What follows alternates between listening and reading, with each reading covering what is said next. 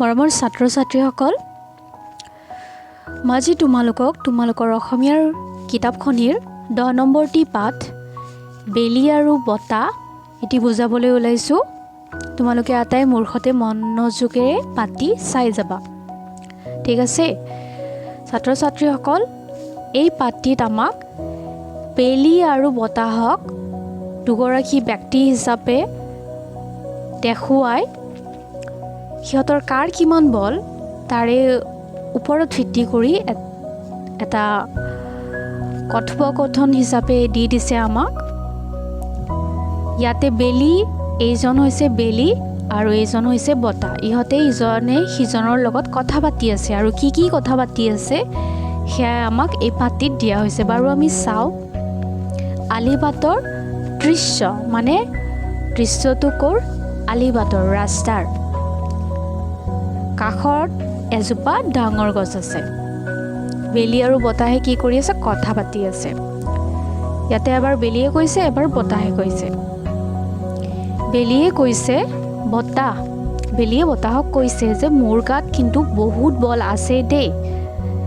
তেতিয়া বতাহে কি কৈছে? মোৰ গাতো বহুত বল আছে। তেতিয়া আকৌ বেলিয়ে কি কৈছে? থাকিব পাৰে, তথাপি মোৰ সমান বল কাৰো নাই। বেলিয়ে কৈছে যে মোৰ সমান বল কাৰো নাই। তেতিয়া আকৌ বতাহে কৈছে তুমি ক'লে হ'বনে? মোৰহে বেছি বল। অলপ লৰচৰ কৰিলেই কাপোৰ কানি ধূলি বালি আদি উৰুৱাই লৈ যাওঁ। বতাহে এনেদৰে কৈছে। তেতিয়া আকৌ বেলিয়ে কি কৈছে? সেয়াতো নিচেই সৰু কাম।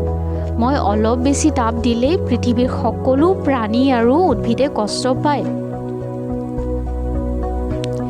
ইয়াতে প্ৰাণী মানে হৈছে যিবোৰ জীৱ জন্তু, মানুহ, এই গোটেইবোৰ মিলি প্ৰাণী, আৰু উদ্ভিদ মানে গছ গছনি লতা এইবোৰ যে আছে এইবোৰক উদ্ভিদ বুলি কৈছে। তাৰপিছত বতাহে কি কৈছে? মোৰ কথা শুনা, মই ইচ্ছা কৰিলেই গছ গছনি ঘৰ দুৱাৰ আদি ভাঙি ছিঙি। এতিয়া পেজ নম্বৰ 87 লৈ চোৱা। বেলি আৰু বতাহৰ কথা বতৰা গছজোপাই শুনি থাকিব। এই গছজোপা যে আছে কাষত, সেই গছজোপাই কি বেলি আৰু বতাহৰ কথা শুনি থাকিব। দূৰলৈ চাই কি কৰিব? মূৰটো লৰাব। তাৰপিছত গছে মাত দিব। এতিয়া আমি চাওঁ গছে কি বুলি মাত দিব বা গছে কি ক'ব। গছে কি কৈছে? তোমালোকে এনেদৰে তৰ্ক কৰি লাভ নাই, এনেদৰে কাজিয়া কৰি লাভ নাই। তাতকৈ কাৰ বল বেছি জানিবলৈ প্ৰমাণ চাওঁ আহা। বেলি আৰু বতাহে গছৰ কথাত মান্তি হ'ল। গছে কি কৈছে? যে বেলি আৰু বতাহে এনেকৈ কাজিয়া কৰি থাকি লাভ নাই, তাৰ পৰিৱৰ্তে সিহঁতে প্ৰমাণ চাব বিচাৰে। প্ৰমাণ চোৱাটো সিহঁতে প্ৰয়োজনীয়। সেই বুলি কৈ বেলি আৰু বতাহ একেলগে কৈছে তুমি ঠিকেই কৈছা, তেনেহ'লে তাকেই কৰা যাওক। তেনে সময়তে এজন বাতৰুৱা আহি থাকিব। তাৰপিছত কি কৈছে? গছে কি কৰি আছিল? সেই বাটটোৰে এজন বাতৰুৱা আহি আছিল। এতিয়া সিহঁতে আটাই ৰেডি হৈছে যে সিহঁতে প্ৰমাণ কৰি চাব আচলতে কাৰ বল বেছি। সেই বুলি গছে কি কৰিছে? এটা কাম কৰা যাওক। সৌ বাতৰুৱাজন দেখিছা নহয়, তেওঁ গাত এখন এৰী চাদৰ লৈ আহিছে। তোমালোকৰ যিজনী তেওঁৰ গাৰ পৰা এৰী চাদৰখন গুচাব পাৰিবা তেওঁৱেই বেছি বলৱান বুলি বুজি পাম। এই যে বাতৰুৱাজন আছে, গছে কি কৈছে যে সেই বাতৰুৱাজনে গাত এখন এৰী চাদৰ কাপোৰ এখন লৈ আহিছে। আৰু গছে এইদৰে কৈছে যে যোনে সেই বাতৰুৱাজনৰ গাৰ পৰা সেই এৰী চাদৰখন বা কাপোৰখন আঁতৰাই বা গুচাই পেলাব পাৰিব তেওঁকেই বেছি বলৱান বা বেছি বল থকা বুলি বুজি বা মানি লোৱা হ'ব। বেলি আৰু বতাহে কৈছে যে তেনেহ'লে আমি আমাৰ কাম আৰম্ভ কৰোঁ হওক। সিহঁতে সিহঁতৰ কামত লাগি গ'ল। তাৰপিছত বতাহে কৈছে ৰবা একেলগে নহয়, এজন কৈহে। প্ৰথমে বতাহে আৰম্ভ কৰাচোন। প্ৰথমতে কাক আৰম্ভ কৰিব দিছে? বতাহক।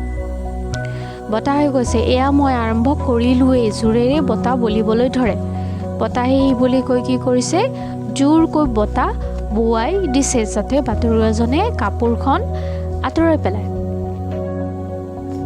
তেতিয়া বাটৰুৱাই কি কৈছে, বতাহজাক ইমান জোৰেৰে বলিছে, এৰী চাদৰখন ভালকৈ গাত মেৰিয়াই লওক। বাটৰুৱাই গাত এৰী চাদৰখন ভালকৈ মেৰিয়াই ল'ব। বতাহৰ জোৰ যিমানেই বাঢ়ি যাব, বাটৰুৱাজনে সিমানেই এৰী চাদৰখন টানকৈ গাত মেৰিয়াই ল'ব। কি কৰিছে, যেতিয়া বতাহ বেছিকৈ বলিছে তেতিয়া বাটৰুৱাজনে আৰু বেছিকৈ কাপোৰখন গাত মেৰিয়াইহে লৈছে, যাতে বতাহত সেইখন উৰি নাযায়। তাৰপিছত কি কৰিছে, বতাহে কি কৈছে, নাই মোৰ দ্বাৰা নহ'ব, মই বহু কষ্ট কৰিও বাটৰুৱাৰ গাৰ পৰা এৰী চাদৰখন গুচাব নোৱাৰিলোঁ। বেলি এইবাৰ তুমিয়ে চেষ্টা কৰা। তাৰপিছত বেলিয়ে কি কৰিছে, বেলি ঠিক আছে এইবাৰ মই চেষ্টা কৰি চাওঁ। বেলিয়ে সেই বুলি কৈ গছৰ আঁৰৰ পৰা হাত দুখন মেলি তাপ বঢ়াই দিলে। এইবাৰ কি কৰিছে, বেলি বা সূৰ্যটোৱে গছৰ আঁৰৰ পৰা হাত মেলি কি কৰিছে, তাপ বঢ়াই দিছে বা গৰমটো বঢ়াই দিছে। তেতিয়া বাটৰুৱাজনে কি কৈছে, চাওঁ ইমান গৰম, অসহ্য লাগিছে, এৰী চাদৰখন গাৰ পৰা গুচালেহে সকাহ পাম। বাটৰুৱাই গৰমত থাকিব নোৱাৰি গাৰ চাদৰখন গুচাই আৰু গছৰ তাত জিৰণি লয়। বেলি আৰু বতাহ দুয়ো গছৰ আঁৰৰ পৰা ওলাই কান্ধত ধৰাধৰিকৈ থিয় হয়। কি কৰিছে, বাটৰুৱাইজনে তাৰ বেছি গৰম লগা কাৰণে গাত থকা চাদৰখন কি কৰিছে, গুচাই দিছে। তাৰপিছত কি কৈছে, বতাহে কি কৈছে আমি চাওঁ বাৰু। বতাহে কৈছে যে, বেলি মই হাৰিলোঁ। বতাহে সূৰ্যক কৈছে যে, মই হাৰিলোঁ, তুমিহে বাটৰুৱাৰ গাৰ চাদৰখন গুচাব পাৰিলা, মোতকৈ তোমাৰহে শক্তি বেছি, তুমিয়েই বলৱান, তুমিয়েই শক্তিমান। বেলিয়ে এইটো পিছত মানি লৈছে যে, বতাহে পিছত এইটো মানি লৈছে যে বেলিৰহে বল বা শক্তি বেছি। তেতিয়া গছে কি কৈছে, গছ, বেলি তুমি যদিও আজি জিকিলা, কিন্তু অন্য পৰিস্থিতিত বতাহো জিকিব পাৰে। প্ৰকৃততে নিজ নিজ কামত সকলো ডাঙৰ। জীৱ জগতৰ বেলিৰ যিমান প্ৰয়োজন, বতাহৰো সিমান প্ৰয়োজন। তাত গছে শেষত কি কৈছে, যে বেলি যদিও আজি জিকিলে, কিন্তু বেলেগ কিবা পৰিস্থিতিত, যেতিয়া চিটুৱেশ্যন বা পৰিস্থিতি বেলেগ হয়, তেতিয়া বতাহেও জিকি যাব পাৰে। আচলতে কি কোৱা হৈছে, চবৰে একোটা নিজৰ কাম কৰাৰ এটা দিশ থাকে, নিজৰ কামত সকলোৱে ভাল হ'ব পাৰে। এই জীৱ জগতৰ বেলিৰ যিমান প্ৰয়োজন আছে, সূৰ্যৰ যিমান প্ৰয়োজন আছে, বতাহৰো সিমানেই প্ৰয়োজন আছে। ছাত্ৰ ছাত্ৰীসকল, এয়াই আছিল আমাৰ আজিৰ এই পাঠটিৰ ওপৰত কিছু আলোচনা। আশা কৰিছোঁ তোমালোক আটাইয়ে খুব মনোযোগেৰে পাঠটি শুনি গৈছা।